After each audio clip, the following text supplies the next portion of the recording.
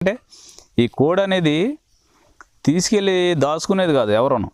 ఒకవేళ మన దగ్గర కొన్నవాడు తెలియనోడు అయినా సరే తీసుకెళ్ళిన తర్వాత 10 మందికి చూపించుకుంటాడు. మరి నేను కోడిని కొన్నాను రా చూడండి రా అని.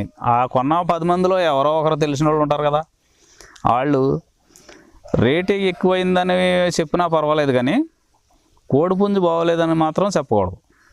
ఆ టైపులో మన కోడిపుంజు ఉండకూడదు. ఎందుకనంటే ఈ కోడి అనేది మగవాడికి, ఈ ఆడవాళ్ళకి నగలు చీరలు ఎంత ఇంపార్టెంటో ఎంతమందికి చూపించుకుంటారో కొంటే కొత్త. ఈ కోడి అనేది ఎవరు కొన్నా సరే 10 మందికి చూపించుకుంటాడు ఖచ్చితంగా. పంది వేసిన రోజున కూడా పలానా దొడ్లో కొన్నదే ఇది దెబ్బలాడలేదురా అని బాధపడే పరిస్థితి ఉండకూడదు. దాని వరకు అది న్యాయం చేయాలి.